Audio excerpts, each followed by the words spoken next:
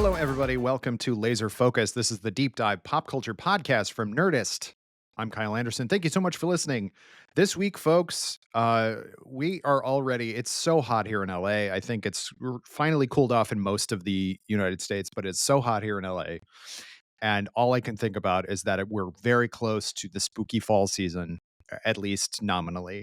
And so even though we are going to have tons of Halloween themed content as usual on Laser Focus in October, I do want to give a little preview for those of you who are going to go and like to be scared with the spooky in the person, which is not something I do. But so we're going to have a preview of Halloween Horror Nights, the Universal Orlando version, which is opening soon or now, I don't remember. But I think our guest will figure it out. She just came back from there, and boy, are her arms tired. Boy, that's an old joke.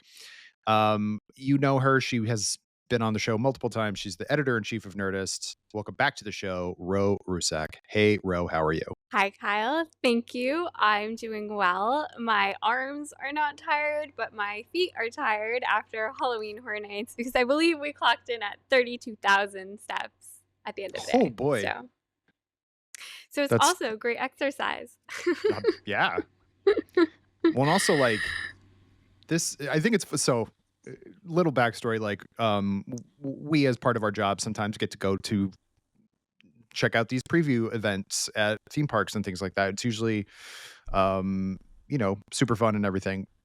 Ro has been to Universal Orlando, and she lives in a different state more times this year than I have been to Universal Hollywood, and I pass it on the way to work.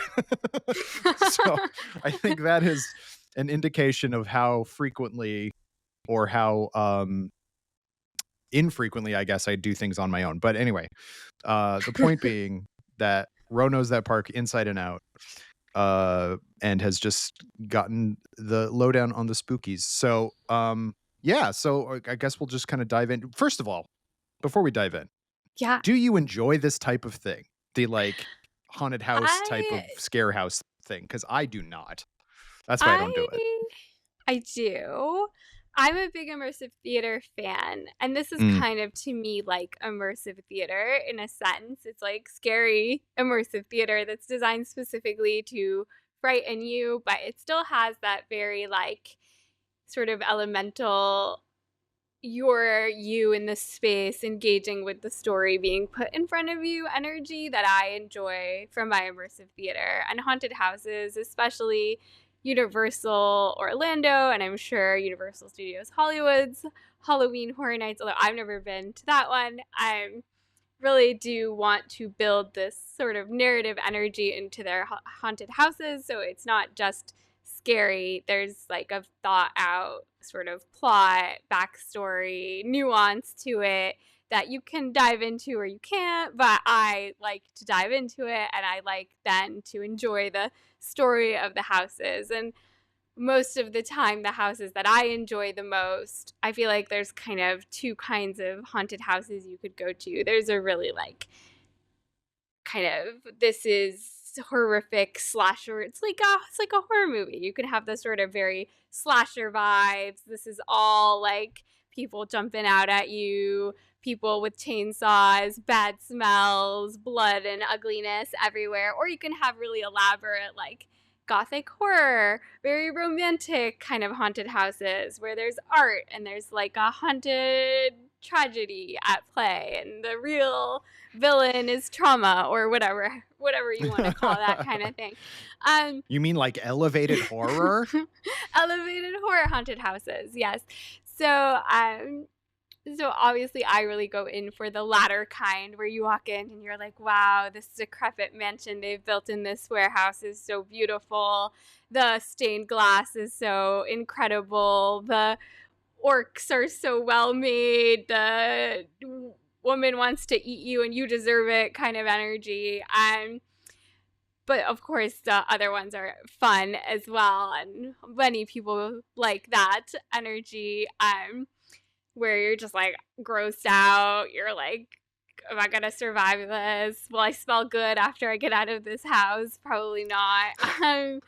So I think there's something for everybody, but I think they really do a good job at a spread of kinds of haunted houses so that you can definitely, of course we went to all of them so that we could experience all of them, but you wouldn't necessarily have to go into the variety of house that you wouldn't want to be present at. Right. So yeah, so And it's none of these are a like fun experience.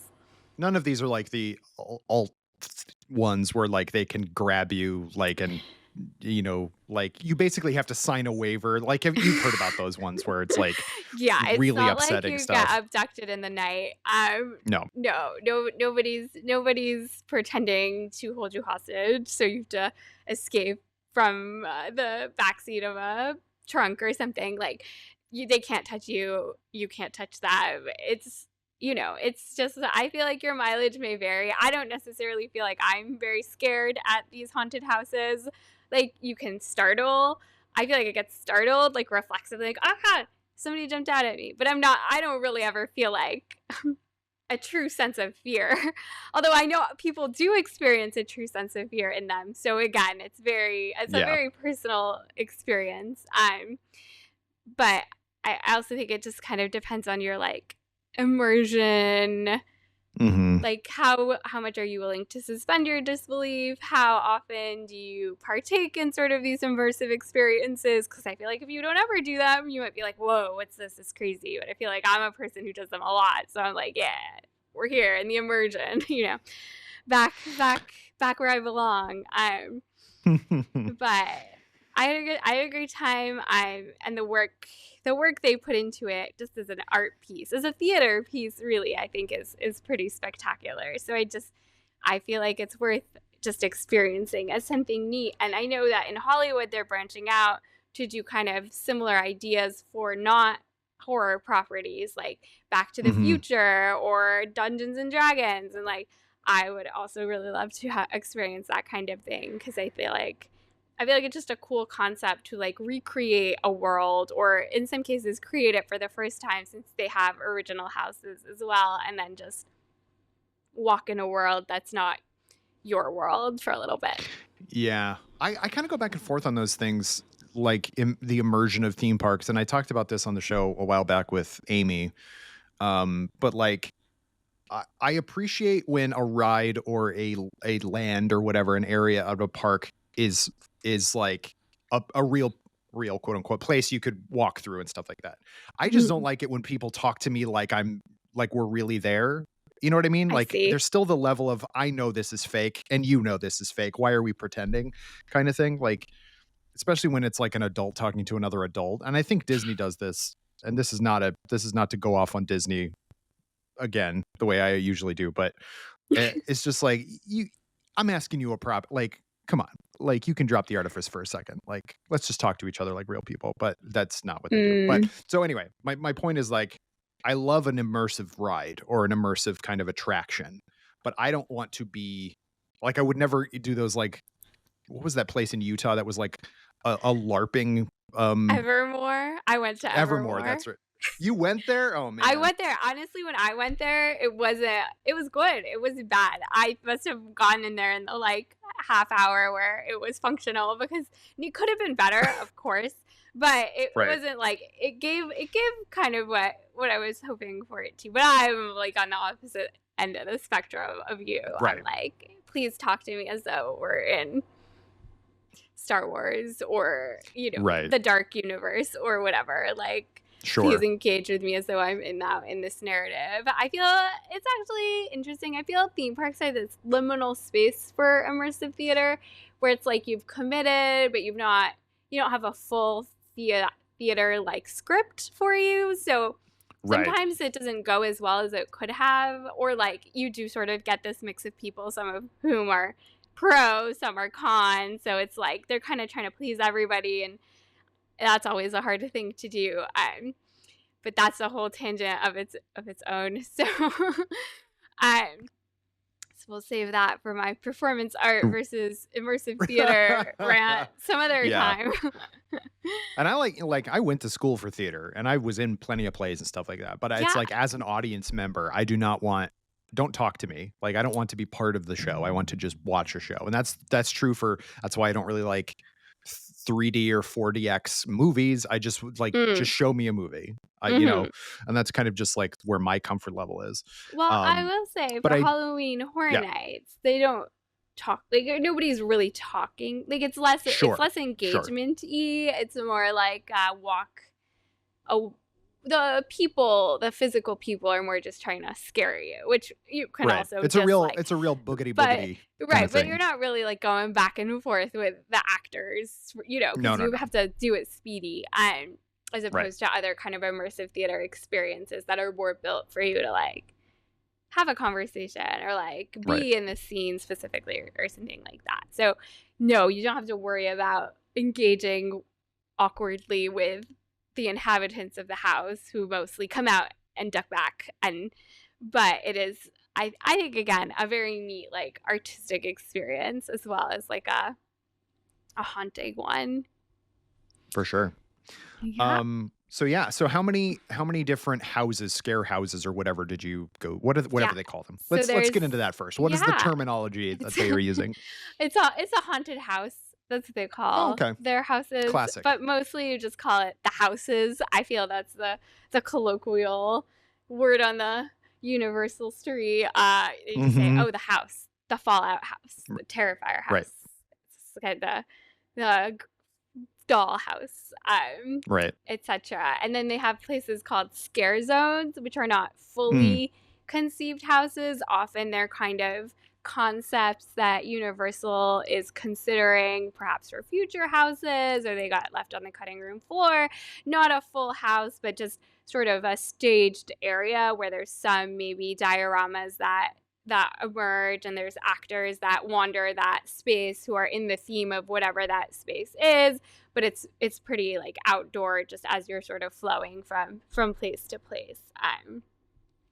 So there's 4 of those this year, and this year there are 4 IP houses and one, two, three, four. Sorry, 1, 2, 3. Sorry, there's 5 IP houses and 5 original houses.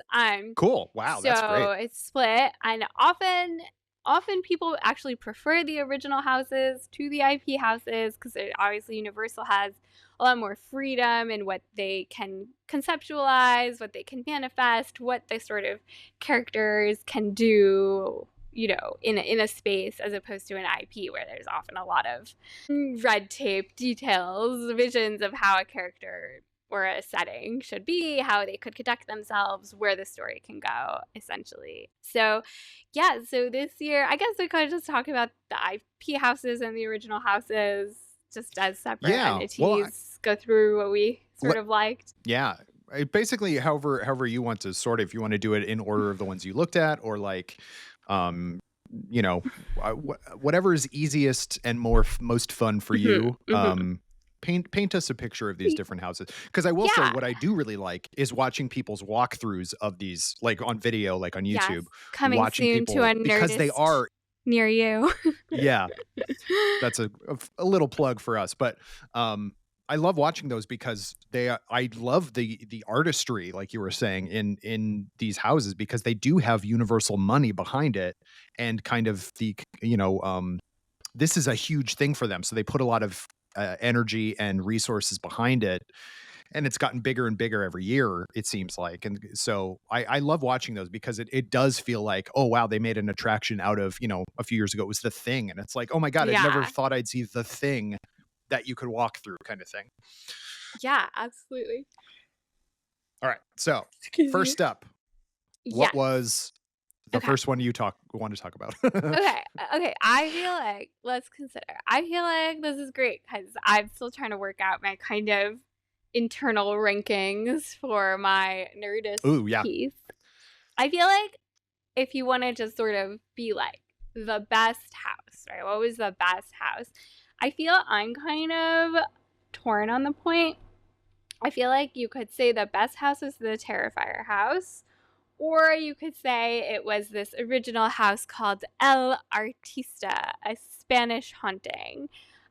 They were Cool. both very compelling in their own ways. The Terrifier one was obviously hatchet, like blood, guts, and bad smells house. And the El Artista, a Spanish haunting house, was obviously like a beautiful house where you're transported into this like haunted, decrepit mansion. This artist he's like calling the spirits with his paint and foretells his own doom, kind of.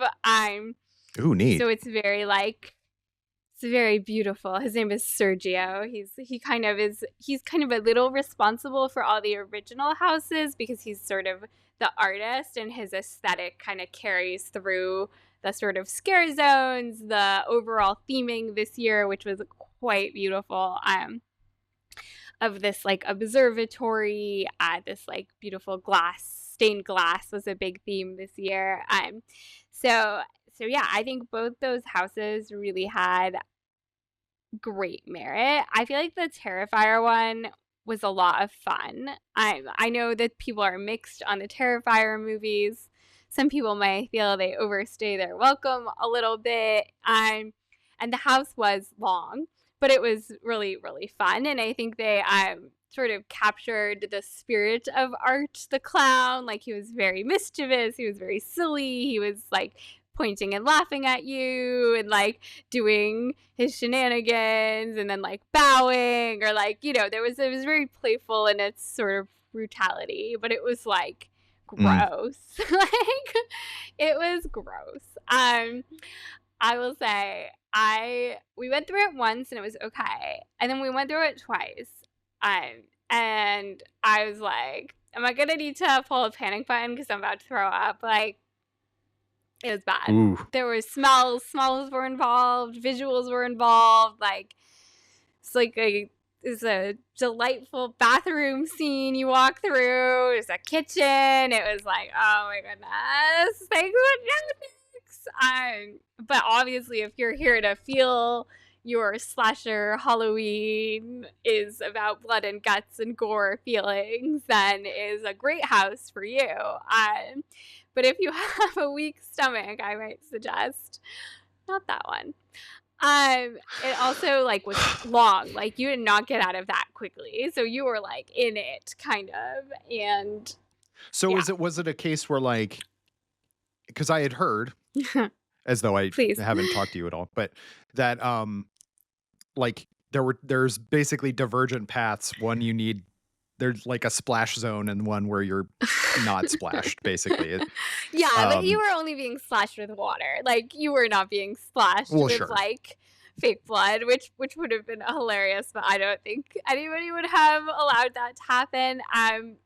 We did get kind of drenched in the slippery wet zone or whatever. I do think they've dialed back the water over time because people were getting like really wet, and then I think people were reporting they were getting steadily less wet as sort of opening evening. By the way, it is open.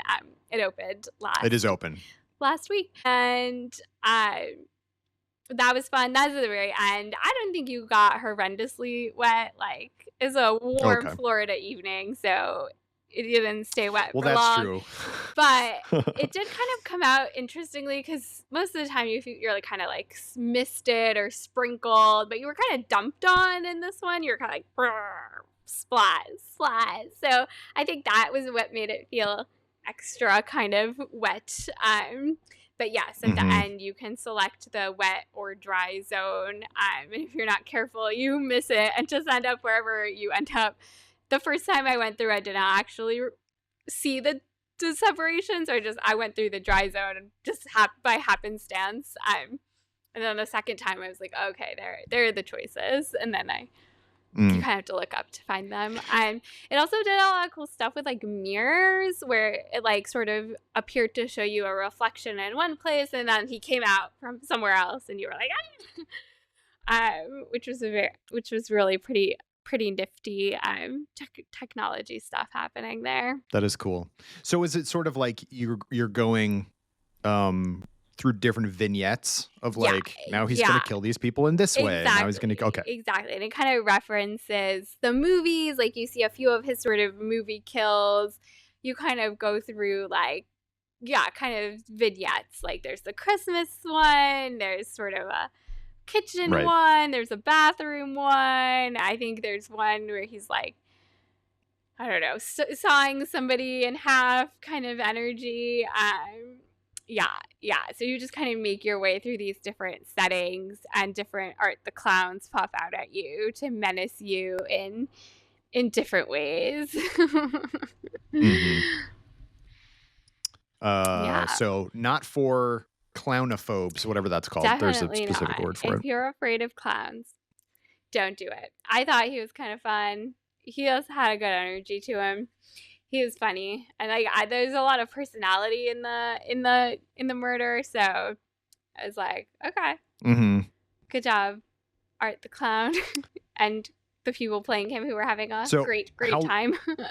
you said this was the longest one. What does that mean? Like you were walking, I assume, at a pretty Yeah, normal pace. You weren't like running yeah. or like meandering. Like how long from entrance to exit was It that took one, do you me think? 7 minutes, probably. I think most of them are around Oh, four okay. and a half ish. So just another three Interesting. Okay. minutes of terror, which is a long time when you're just I would stepping through. see when you said long, Oh, I guess it is long when you're in it. yeah. Like when I was like 20 No, minutes. no, Like how no, no. long is this thing? But no, there's Well, if a normal house is 4.5 minutes and this one is more like 7, sure. that's almost Yeah, double, for sure. the It's time. almost double. Yeah. Yeah. So it was quite extensive, and you really felt you couldn't get out of it. You know what I mean? When you were in that Mm-hmm. one bathroom zone, and I just wanted to die. I was like, oh my God, I can't be in here one more second. People are walking slowly in front of you, and you're like, can you move, please? Then you're Oof. just like, there's no way out. So shifting to the other one you Yes. mentioned, the kind of Yes. Spanish haunted house one. Is that one more like you're just walking through a house setting kind of thing? Yeah, yeah. So they've kind of built this mansion, and you see sort of this Sergio, who's this artist, at sort of different points as he becomes steadily more haunted by the demons that he's kind of summoned to him sort of through his art. And so he's kind of losing himself, losing his mind to his art and to these demons. So he appears at first, and then by the time you sort of see him in the end, he's been like consumed by the ghosts who are killing him in the end, as he kind of predicted to himself. But it's definitely a more beautiful house. Like there's some like flower scents, there's like old book scents. It's much less sort of aggressive than the Terrifier house. And there's this beautiful stained glass motif that kind of is running through it, and of course his art is present. There's all this like kind of ghostly whispering around you as sort of the demons come onto the scene. But eventually he becomes the ghost. And this one had this especially cool sometimes they do kind of aerial sort of acrobatics in the houses, and this kind of was the one where they had this kind of gargoyle on a bungee cord who was like swinging back and forth at the top of the house between like towers. So that was very evocative feeling. Cool. Yeah. Man, that looks really Yeah. neat. I went online Yeah. just now and I'm looking at Yeah. pictures. And Looks really great. beautiful. And they built the sort of the facade when you first come onto the house. They built this whole facade, and they have these wisteria trees and the stained glass, and just like it's just like very visually stunning. And then you kind of make your way through the house and meet all the ghosts until you succumb to the madness.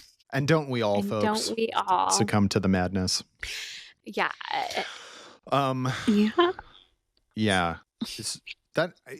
I love these things. I love the artistry. Like I was saying, I think that's so cool. And I also love that it's not all IP driven. Like, because I think that would just kind of not get old, but it'd be like, Yeah. I think there's so much kind of fun you could have with independent, just a setting kind of thing. Exactly.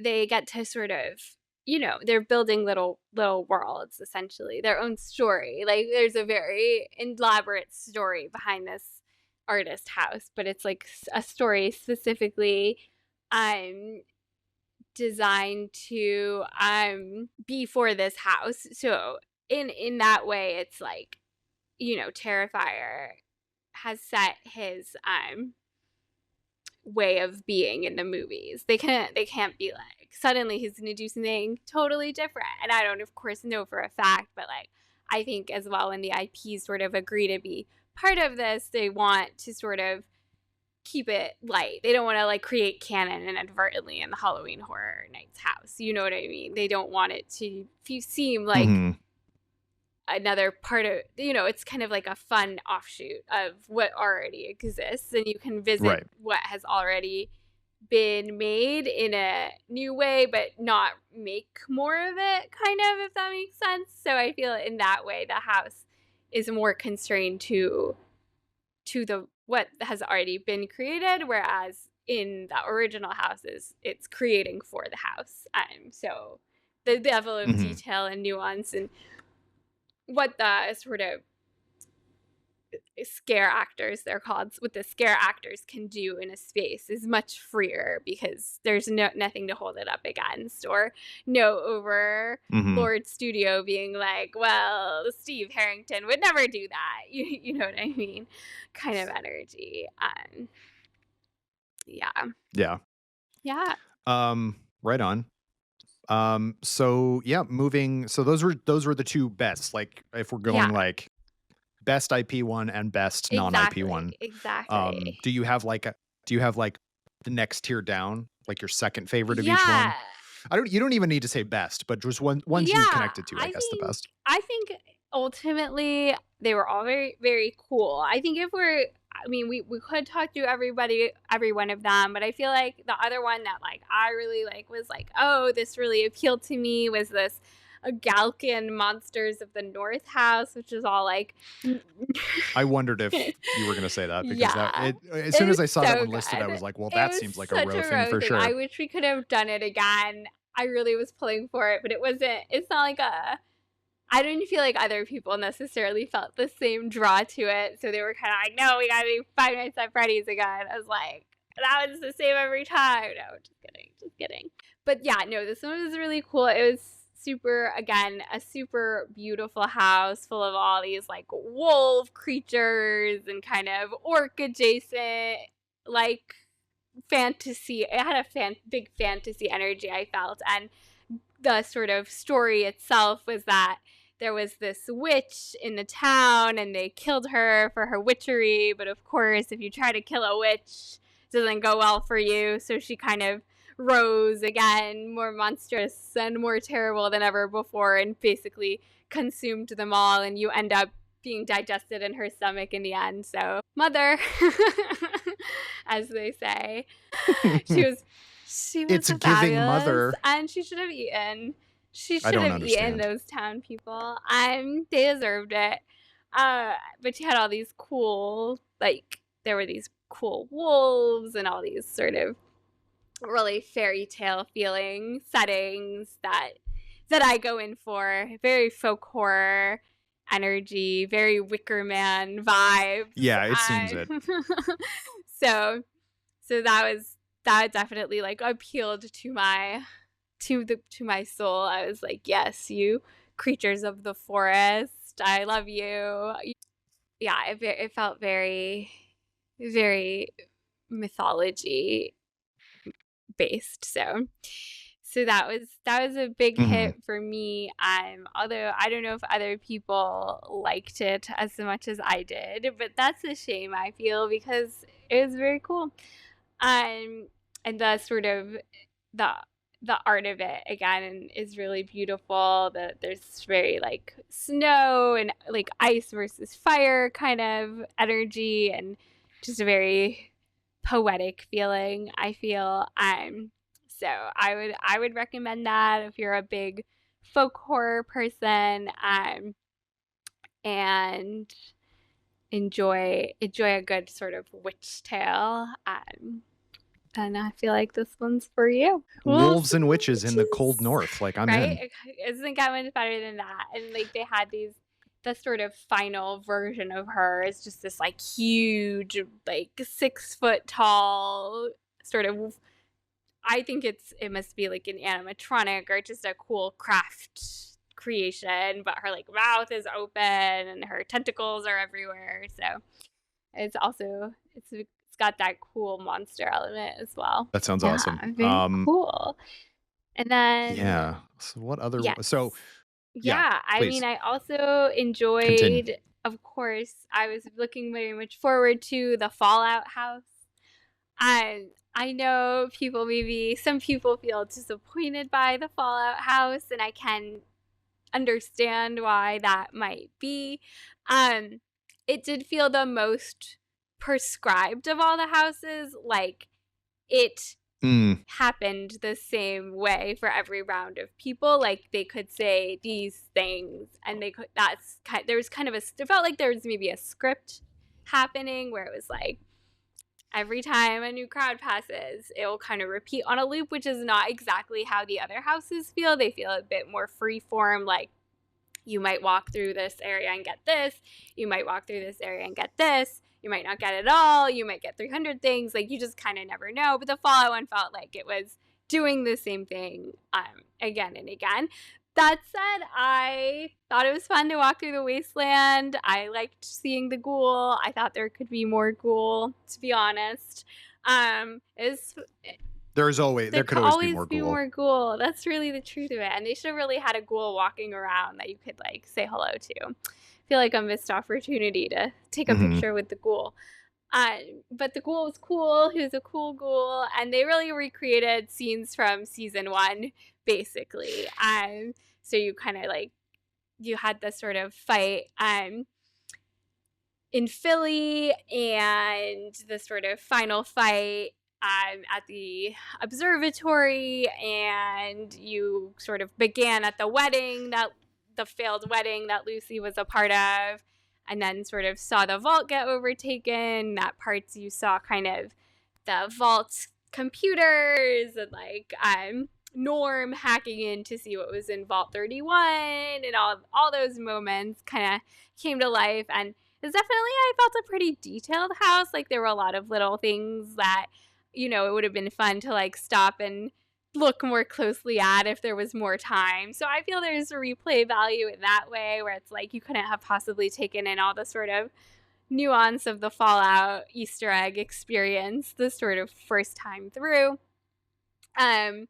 And they did say that they built it while they were creating season 3, so they were in communication with Prime Video about season 3, and that there were some Easter eggs for season 3, and I saw basically one sort of big Easter egg for season 3. I mean, they kind of showed the death claws in sort of silhouette, like really aggressive. Season 3 or 2? Sorry, not 3. 2, not enough Fallout. No, sorry. The next. I was like, they haven't even announced season 3 yet. Season 2, yeah. Yeah. Sorry, I don't know why I jumped to season 3, but I was just so excited. It's okay. You just got my more hopes Fallout, up is all. But I bet there will be a season 3 if not already. But yeah, they were working with them during season 2, and they were in communication with Prime Video for season 2, and they say there are Easter eggs for season 2 in it, and the big one I saw was the death claws, and of course they showed us that in the trailer, but it really seemed like the death claws might be on the attack.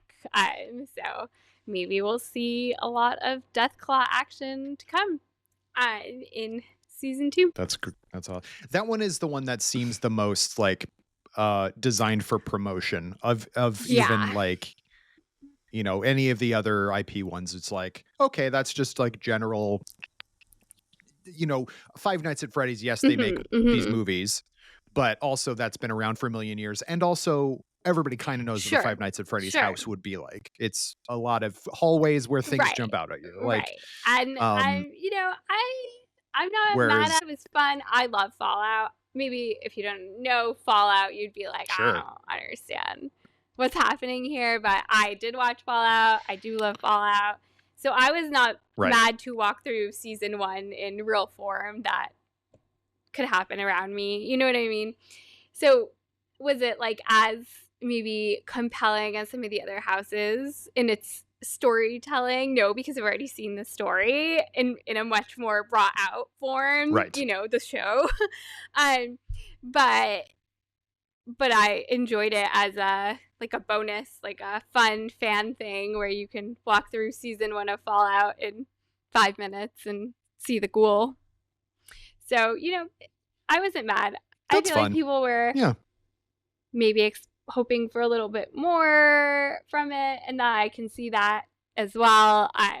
But I just think, again, it's just the idea that the IP is ongoing, that it's specific, that it's still telling its own story, and they didn't want to like create a divergence, kind of is my feeling. They wanted to like be like, this is exactly like the show.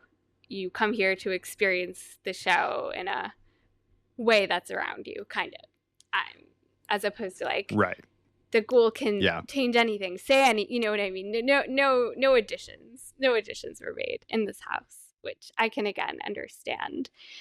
The Five Nights at Freddy's house was really cool. They worked with the Jim Henson group to make these huge animatronics that were neat. like real, like they looked like the ones in the movie. They were really crazy and very cool, and it was a mostly animatronic house, so that was interesting because most of them are mostly people based, people jumping out at you, but this time it was these crazy puppets, robots, whatever they were, really. But they were very, very, very cool, very well made.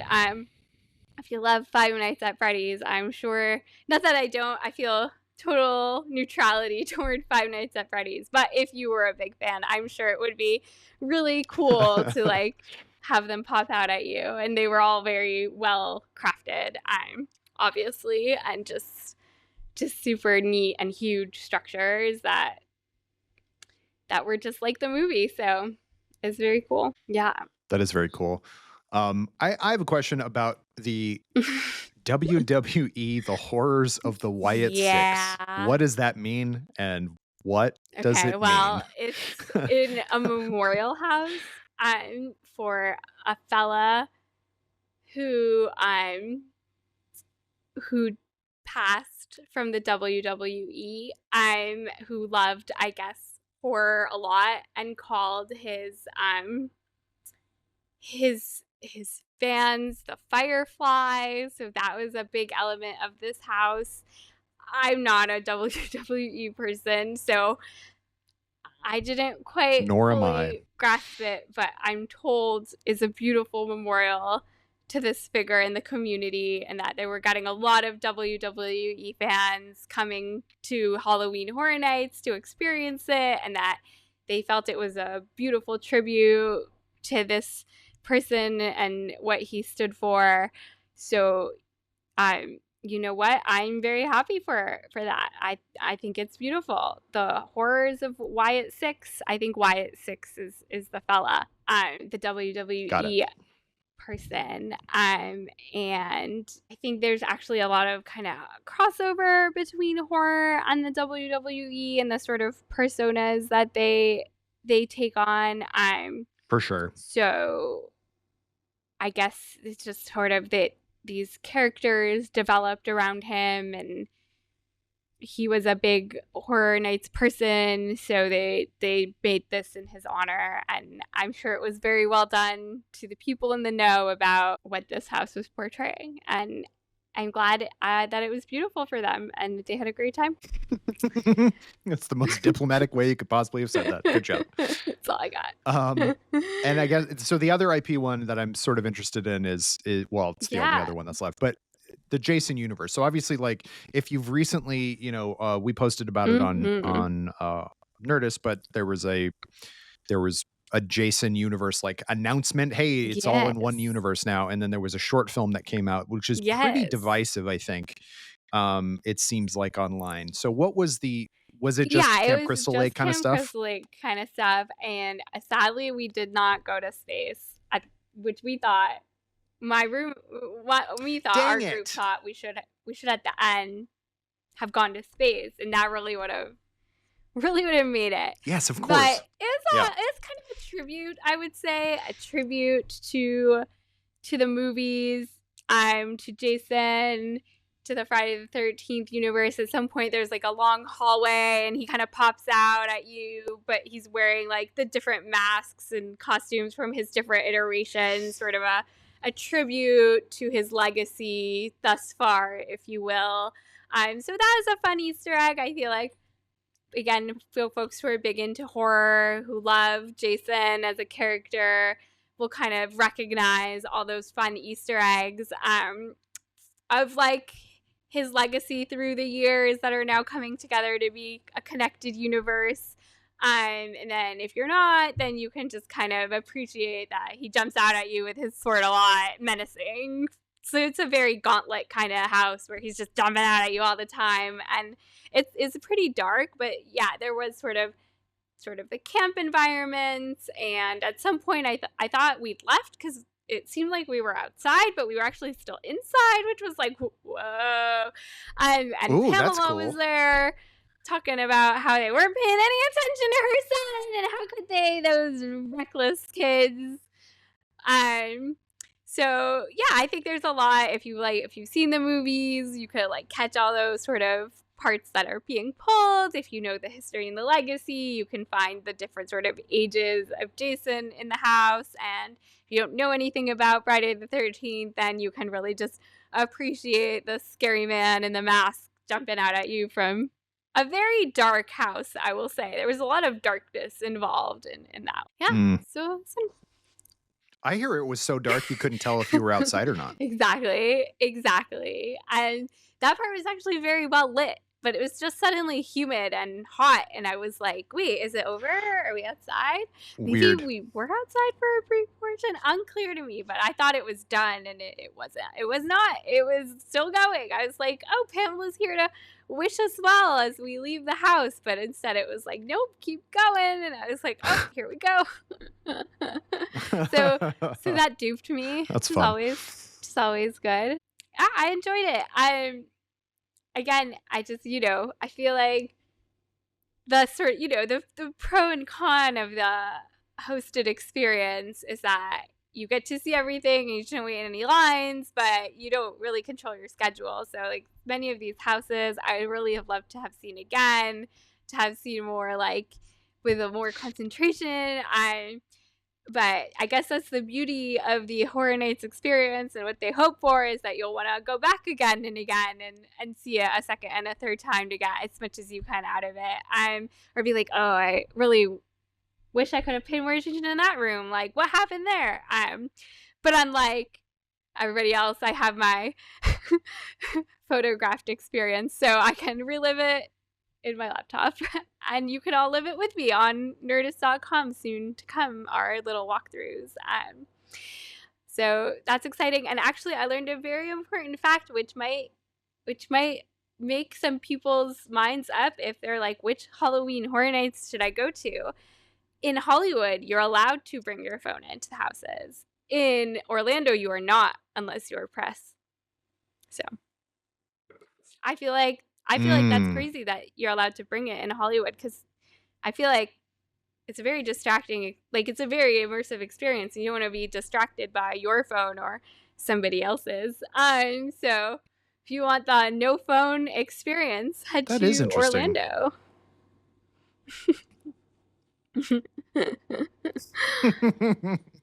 Yeah. Yeah, interesting. I wouldn't have even thought about that. Like, how do they make you not do it? Like, do they have a place for you to stick your phone, or are you just not allowed to bring it inside? I think you just can't. You have to check them at the door. You know what I mean? I don't think they like literally take your. Oh, I feel like they'll just tell you. If you want to get kicked out of the experience, you won't take your phone out. Yeah, that's interesting. Well, it's not, I'm not going either way, so it doesn't matter. But maybe, yeah. I don't know, but maybe it's just a sort of, maybe it's not an official policy and it's just a habit. That's what somebody was telling me. I don't 100% know what the official rules are. I just know that in Orlando, you're not allowed to film, and somebody was saying that in Hollywood you are. So we will see. We'll see how that goes.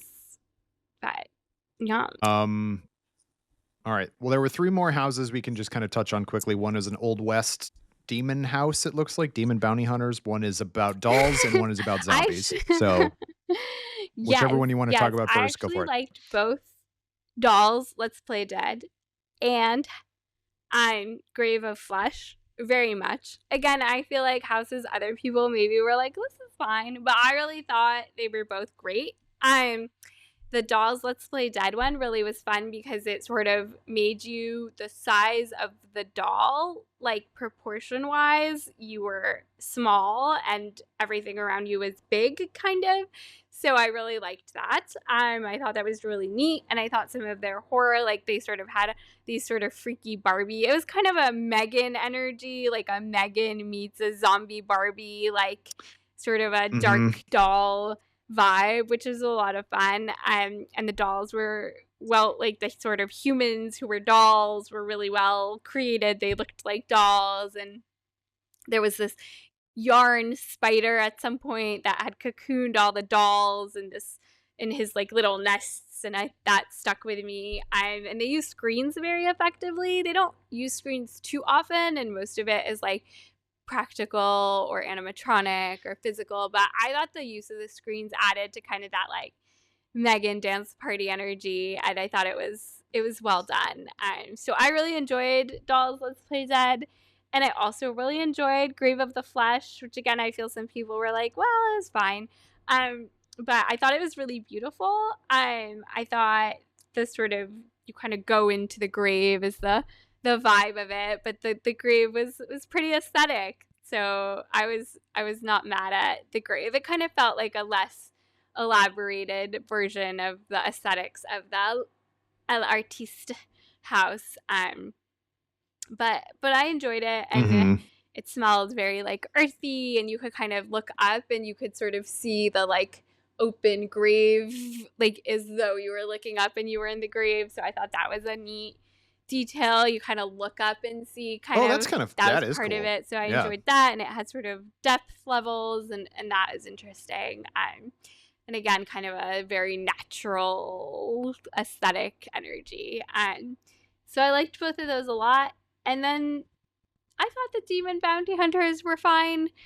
If there was a story there, I did not receive it as fully as sort of the other ones. And there was a demonic horse, which I liked a lot, but I didn't feel maybe as attached to it overall as I did with some of the other ones. So yeah, that was my experience in the houses of Halloween Horror Nights. And if you want to see some of these images and videos that of these places, Ro will post. We'll have a big old piece kind of detailing all this stuff on Nerdist.com. If you're going to Universal Hollywood, all those same 5 IP-driven ones that you mentioned are there as well. I'm sure they're different slightly because Universal Hollywood has less space. There's also a Poltergeist house, and then there are only 2 kind of bespoke ones: Scarecrow with the music of Slash, and then Monstrous 3, the Ghosts of Latin America. So I'm sure it's kind of not quite the same thing as the Spanish one, but obviously relatively similar in terms of vibe and Dia de los Muertos-y stuff. But La Llorona is there. Everyone's favorite banshee woman who screams. For the banshee woman. But yeah, so that's what's happening at both of those theme parks. I did. I think we did you just have to. What were you just about to say before I interrupted you? Let's see it out by seeing that they had, the scare zones, kind of areas that are not fully conceived houses. They had this one called Masquerade, Dance with Death. That was a vampire masquerade. So obviously I was all in on that one. Very good. Go see it. Sure. Wish I could have spent way more time there. 10 out of 10 would recommend. Yeah. Beautiful. Vampires. Dancing. So good.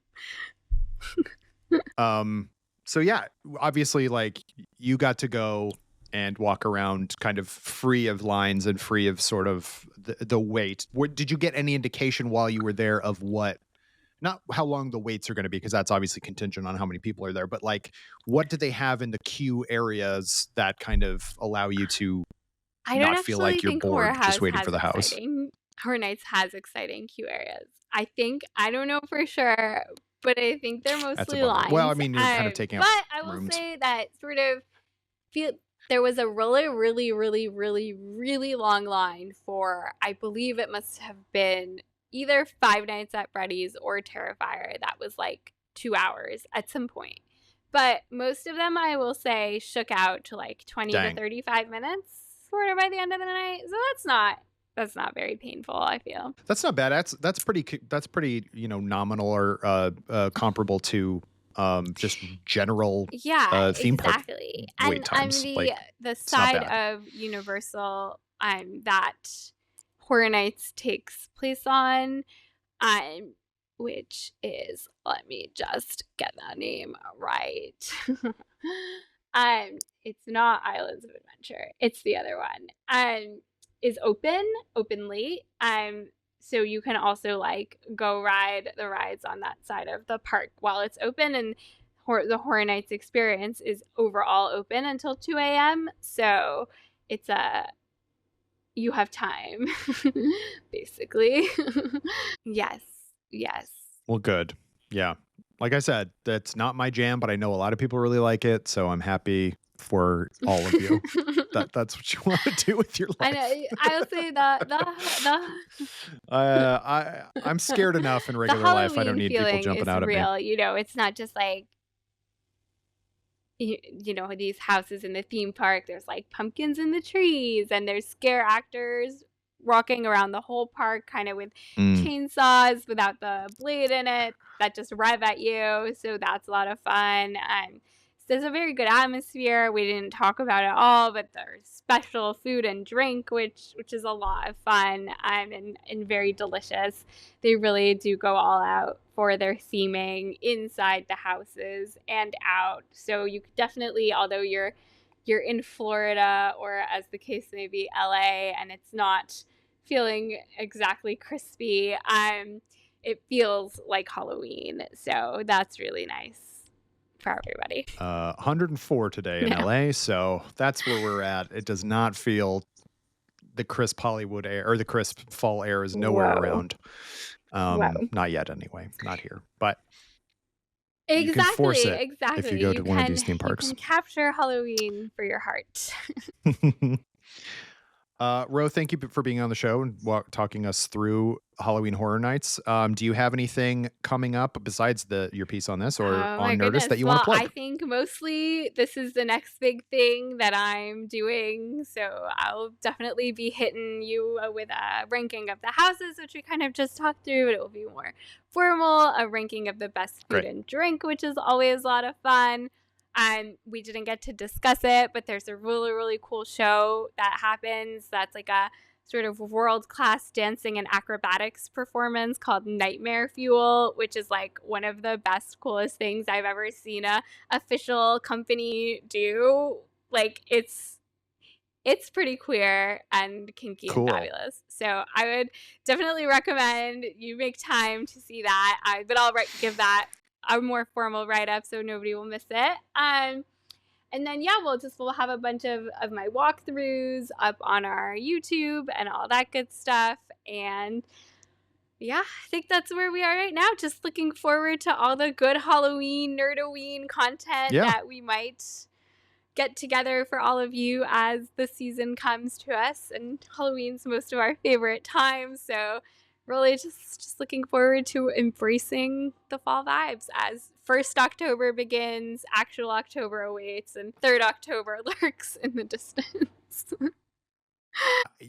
As soon as I've talked about this too in the past, but as soon as I embraced spooky Christmas, I really started liking Christmas way more. I feel like I was really hard on November for a long time. I was like, November. Spooky ghosts. You're not October anymore. But now I've really embraced November as 3rd October, and I love it. So you just can't fit it all into October. It can be spooky all the time. Great. Yeah. Those of you who are excited about some of the other things that are on the horizon, we will have episodes on this podcast about Alien Earth. We will have episodes about Peacemaker, all the things that are big IP driven stuff. And then, of course, as Ro mentioned, we will have Nerdoween content all month long. We'll probably have bonus episodes as well. So we get really into, we call it Nerdoween. No one else in the world does, but because we're Nerdist and it's Halloween, we call it Nerdoween. We will have all sorts of stuff all month long and beyond. So yeah, please stay tuned for all of that stuff. My Ro, pleasure. thank you again for being on the show. Thanks for having me. Absolutely. I've been Kyle Anderson. Join me again next week on Laser Focus when my guest will be a different person. Bye-bye. Laser Focus is a production of Nerdist Industries and Legendary Digital Networks. It was produced, edited, and hosted by me, Kyle Anderson. For more, visit Nerdist.com.